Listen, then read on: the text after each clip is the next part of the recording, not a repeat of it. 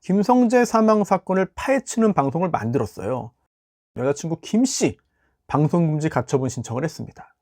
결국 방송은 불발되고 말았죠. OTT를 통한 공개 가능성을 언급했어요. 촬영은 이미 다 해놨으니까 편집만 하면 된다. TV냐 OTT냐가 핵심이 아닙니다. 국내냐 해외냐가 핵심인 거죠.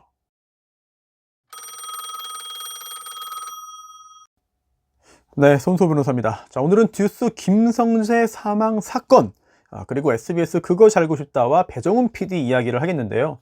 TV로 공개하지 못한 그알 방송 내용이 OTT를 통해 공개될 수 있을지 대단히 중요한 사안입니다. 93년에 듀스로 데뷔한 김성재 씨, 95년에 솔로 앨범을 발표했고요. SBS 인기가요를 통해서 컴백 무대를 가졌습니다. 그런데 그날 밤, 자정 넘어서 날짜가 바뀐 11월 20일, 서울에 있는 스위스 그랜드 호텔에서 숨진 채 발견됐습니다. 사체에서 다수의 주사바늘이 발견됐고요. 사인은 동물 마취제였습니다. 당시 여자친구 김모 씨가 범인으로 지목됐어요. 그래서 1심에서 살인죄 무기징역 받았거든요. 하지만 2심에서 무죄 판결로 바뀌고 대법원에서 무죄가 확정됐습니다. 즉 법적으로는 김 씨를 살인범이라고 할 수 없는 건데요. 저도 그 사건 1, 2, 3심 판결문 입수해서 꼼꼼하게 10번 이상 다 분석을 했습니다. 곧 말씀드릴 기회가 있지 않을까 싶은데요. 한편 이렇게 법적으로는 살인죄 무죄 판결이 확정됐지만 여전히 뒷이야기가 많았습니다. 자, 그래서 2019년 SBS 그것이 알고 싶다 팀이 김성재 사망 사건을 파헤치는 방송을 만들었어요. 8월 3일에 방송 예정이었습니다. 그런데 여자친구 김씨 방송금지 가처분 신청을 했습니다. 무죄 판결이 확정됐는데 왜 나를 다시 살인범으로 몰아가냐, 이 방송이 공개되면 회복할 수 없는 손해를 입는다, 그러니 아예 방송을 금지해달라 라는 신청을 한 거고요. 방송 전날 이겼습니다. 그래서 방송이 1차 불발됐는데 여기서 끝나진 않았어요. SBS가 내용을 보완했습니다. 법원에서 지적받은 부분들을 우리가 보완했다, 2019년 12월에 다시 공개하겠다고 밝혔습니다. 그런데 전 여자친구 김씨가 또다시 방송금지 가처분 신청을 했고 또 이겼습니다. 결국 방송은 다시 불발되고 말았죠. 그때 일이 있어서 SBS에 가면은 1층 엘리베이터 문 옆에 큰 대자보가 붙어 있었거든요. PD들이 법원의 판단을 비판하는 그런 내용으로 기억하고 있습니다. 자, 저도 SBS 상대로 방송금지 가처분 신청 사건 진행하기도 했고, 또 그 외에 방송국을 상대로 하는 소송도 있고, 방송국 측에 서서 방어하는 소송도 있고, 다양한 소송이 있는데 참 별별 일이 다 있습니다. 뭐 방송, 방송국, 방송 출연자 관련해 가지고 뭐 다양한 일들이 지금도 벌어지고 있습니다. 자, 그리고 김성재 사망 사건 이야기할 때 제가 이 책 이야기를 꼭 한번 하고 싶었는데요. 한겨레 오승훈 기자가 쓴 책이고요. 그리고 제가 굉장히 좋아하는 고나무 대표가 공동으로 기획한 책입니다. 누가 김성재를 죽였나? 마지막 노래를 들어줘. 자, 이게 500페이지입니다. 그런데 분량은 많습니다만 굉장히 구성을 잘해서 어렵지 않게 읽히는 책인데, 제목을 보면 눈에 띄는 게 있죠. 누가 김성재를 죽였나입니다. 죽였나. 이 말은 곧 살인사건이라는 관점을 담고 있는 건데요. 상당히 의미가 있고요. 또한 볼만한 책인 것 같아서 오늘 제가 한번 추천해 보겠습니다. 자, 그런데 최근 배정훈 PD가 OTT를 통한 공개 가능성을 언급했어요. 나는 신이다 방식이 대단히 의미 있다. 함께 취재한 그알 작가와 꼭 하자는 연락을 나눴다. 촬영은 이미 다 해놨으니까 OTT 문법에 맞게 편집만 하면 된다. 꼭 하고 싶다 라는 인터뷰를 했습니다. 사실 배정훈 PD는 웨이브 오리지널 프로그램이죠. 국가수사본부, 이거 만들어서 지금 공개를 했거든요. 나는 신이다랑 공교롭게 같은 날 공개가 됐어요. 웨이브 신기록 세우면서 지금 1위를 달리고 있다고 하는데 OTT의 장점을 직접 느끼지 않았나 라는 생각이 듭니다. 그렇다면 나는 신이다 방식이란 도대체 뭐냐? MBC가 만들었잖아요. 조성현 PD도 MBC 직원이고, 자, 그런데 MBC TV로 송출한 게 아니라 넷플릭스라는 OTT를 통해서 공개를 했습니다. 그리고 큰 성공을 거뒀죠. 사실 완전히 새로운 내용은 아니에요. 하지만 젊은 층은 새롭게 이 사건들을 접하게 됐고, 기성세대는 예전 기억을 다시 되살리는 그런 계기가 됐습니다. 게다가 TV가 아니라 넷플릭스였기 때문에 적나라한 장면들, 뭐 영상뿐만 아니라 녹음 음성까지 그대로 공개가 되면서 더 큰 충격을 줬죠. 사실 지상파 TV였다면 불가능한 것들이거든요. 이런 것들이 나는 신이다 방식을 의미하는 것이 아닐까 싶은데, 그런데 이 나는 신이다에 나온 그 사건들이요, 단순히 흘러간 예전 사건이 아니에요. 지금도 계속되고 있습니다. 특히 JMS 정명석은 구속돼서 형사재판을 받고 있고요. 또 아가동산 김기순 측 방송금지 가처분 신청을 했습니다. 그리고 어제 그 신문기일이 열렸어요. 이제 재판이 열린 거죠. 여기서 김성재 사건과 아가동산 김기순 사건이 묘하게 겹치기 시작합니다. 아가동산 측은요, 넷플릭스 서비스즈 코리아, 그리고 MBC, 조성은 PD 이렇게 셋을 상대로 방송금지 등 가처분 신청을 했다가 넷플릭스 코리아 상대로는 취하를 했고 나머지는 유지하고 있는 상태인데요. 어제 법정 공방이 펼쳐졌고요. 그 재판 공방 그리고 또 예측은 따로 정리해서 말씀을 드리겠는데 이러한 가처분과 별개로 3억 원의 손해배상 청구 소송도 제기했습니다. 이미 살인무죄가 확정이 됐고 아가동산은 종교가 아니라 협동농장이고 김기순은 교주가 아니라는 법원의 판단이 나왔는데 왜 아가동산을 사이비 종교로 보고 왜 김기순을 사이비 교주로 몰아가냐 이런 입장이거든요. 자, 그렇다면 김성재 사건과 아가동산 김기순 사건이 겹친다고 하는 그 이유는 무엇일까요? 아가동산도 김성재 사건처럼 그 아를 상대로 소송을 제기해서 이긴 적이 있습니다. 김기순은 징역 4년 받았습니다. 살인죄는 무죄지만 경제범죄 등으로 복역하고 출소했거든요. 자, 이때 그 아래서 아가동산 그 후 5년이라는 제목으로 방송을 만들었어요. 그래서 내보내기 직전이었는데요. 그때 아가동산 측이 방송금지 가처분 신청을 했고 법원에서 이겼습니다. 김성재 사건과 같은 거죠. 이미 97년에 대법원까지 가서 살인 무죄 판단 받았는데 왜 살인범으로 몰아가냐. 김성재 사건하고 똑같은 논리입니다. 그리고 당시 그 사건을 담당한 판사가 정당한 결정이었다고 언론의 후일담을 이야기하기도 했고 또 이번에 조성현 PD는 그때 그 결정이 아쉬웠다라고 하고 또 지금 또 방송금지 가처분 신청을 하는 것도 안타깝다라는 입장을 밝히기도 했죠. 이처럼 확정 판결의 위력은 대단합니다. 어찌 보면 당연하죠. 네. 따라서 무죄 판결을 뒤집을 정도는 아니더라도 합리적인 의문을 던지고 뭔가 의혹을 가질 만한 새로운 증거가 있느냐 또는 새로운 관점에서 시각에서 분석을 해야 될 필요성을 제기하느냐 이 부분이 대단히 중요합니다.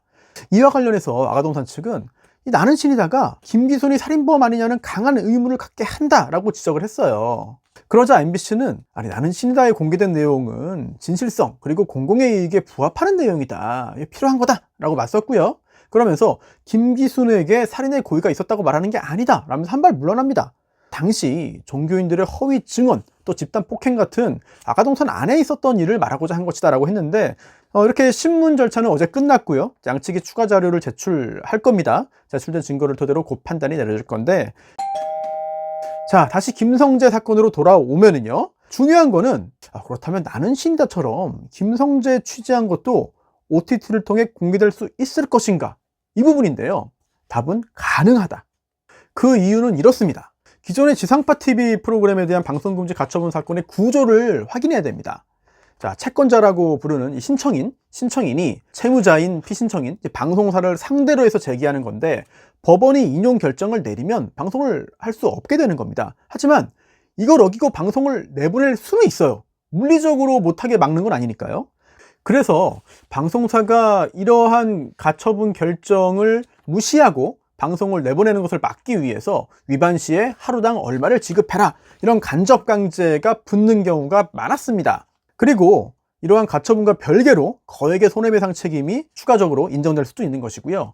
무엇보다 언론인 윤리에도 어긋나고 방송사에 대한 행정적인 규제도 내려질 수 있기 때문에 못한 거거든요. 자, 그런데 나는 신이다는 TV 공개가 아니었습니다. OTT잖아요. 따라서 기존의 방송금지 가처분에 의한 제한을 회피할 수 있었던 거죠. 자, 이게 옳은 건지 그른 건지와 별개의 문제입니다. 나는 신이다가 선례를 남겼고요. 일단 공개할 수 있지 않겠느냐. 그 후 책임 소재는 뭐 따로 가려야 하지만요. 자, 그리고 이 부분을 꼭 따져봐야 합니다. 중요한 거는 TV냐 OTT냐가 아니에요. 이게 오늘의 핵심인데요. 나는 신이다가 OTT 공개였기 때문에 방송금지 가처분을 피할 수 있었던 게 아닙니다. 중요한 거는 넷플릭스가 외국 회사, 미국 회사이기 때문에 피할 수 있었던 거죠. 만약에 한국에 본사를 두고 있는 OTT 업체였다면 일반 TV 방송국과 다를 게 없습니다. 똑같은 거죠. 이처럼 OTT 인지가 중요한 게 아니라 국내 업체, 한국 업체냐 아니면 외국 업체냐 이게 중요한 겁니다. 자, 그 이유는 이런데요.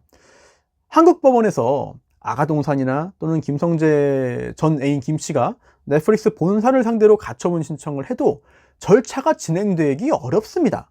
즉 양측을 우리나라 법원에 불러서 신문기일을 진행하는 게 어려워요. 이거 방송 막아주세요 라고 하는 아가동산이나 김성재 전 애인 측이 신청서를 제출하면 법원이 이걸 가지고 그 상대방에게 보내야 됩니다. 그래서 상대방이 이걸 받아야 돼요, 신청서를. 아, 이러한 신청서가 법원에 제출됐구나. 법원이 나한테 이걸 알려줬네? 그럼 법원에서 이거 신문기일 잡아서 오라고 하면 가서 다퉈야겠다.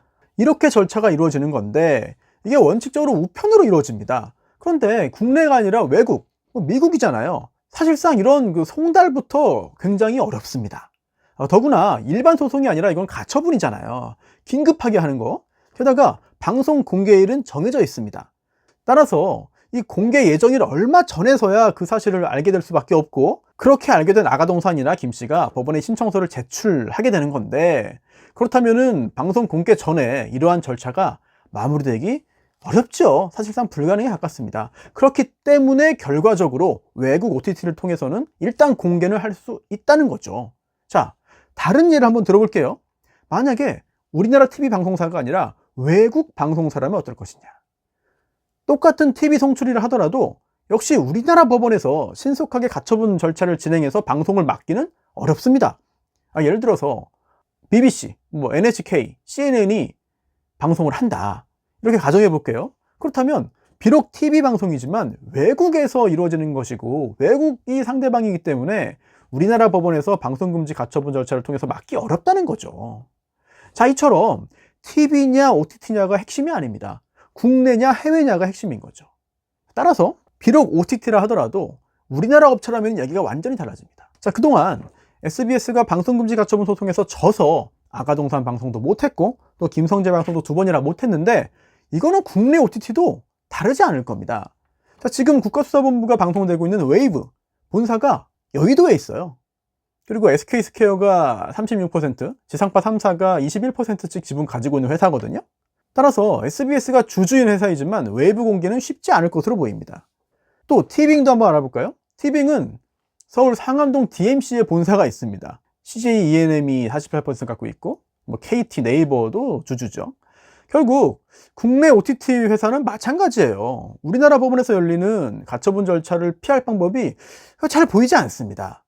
자, 그렇다면 배정훈 PD의 언급이 혹시 넷플릭스나 디즈니 플러스, 애플 TV 플러스 이런 해외 OTT를 의미한 건가? 그런 생각도 드는데요. 사실 SBS가 제작한 콘텐츠잖아요. 배정훈 PD 혼자 결정할 수 있는 문제는 아니고요. 배 PD도 결국 SBS 직원으로서 월급 받고 회사 일을 한 거니까요. 방송을 할지 말지, 즉 해외 OTT와 접촉을 해서 어떤 식의 계약을 맺을지 여부는 결국 SBS 결정에 달린 것 같습니다. 즉 SBS가 어떤 판단을 하느냐에 따라 가지고 2차례나 불발된 김성재 사망의 진실을 파헤친 그알 방송을 우리가 볼 수 있을지 없을지 결정될 것 같은데, SBS가 단순히 공개를 최우선으로 생각해서 일부러 이제 자신들이 참여하고 있는 웨이브가 아닌 다른 해외 OTT와 계약을 한다면 사실은 여러모로 큰 논란을 낳을 것으로 보입니다. 물론 해외 OTT를 통해서 그게 공개가 되면 많은 사람이 보게 될 거예요. 저도 기다렸다가 바로 보고 싶은데요. 하지만 그 내용에 따라서는 제작해서 공급한 방송사, 또 PD, 작가, 그리고 공개한 OTT 업체까지 거액의 손해배상 책임을 져야 할 수도 있습니다. 그럴 가능성이 상당히 커 보이거든요. 따라서 대단히 민감한 문제고요. 따라서 공개될 내용이 중요합니다. 기존의 살인죄 무죄 판결이 존재하기 때문인데요. 기존 무죄 판결을 부정할 정도의 새로운 내용은 아니라 하더라도 일부 흔들 정도 또는 의문을 가질 정도의 객관적인 과학적인 증거가 제시되었는지 여부가 대단히 중요할 것으로 보입니다.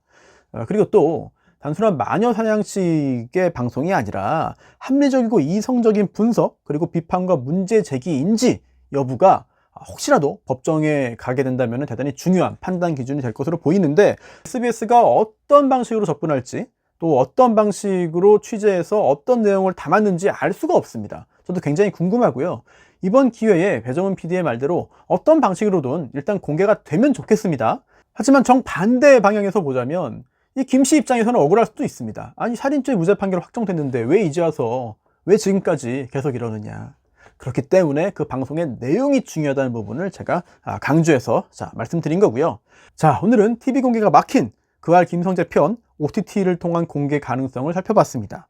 핵심은 OTT냐 TV냐가 아니라 국내냐 해외냐 이 문제라는 점을 살펴봤는데, 나는 신이다가 우리 방송계에 큰 영향을 미치고 있고요. 또 앞으로도 미칠 것 같습니다. 자, 계속해서 이와 관련된 법률 정보 말씀드리겠습니다.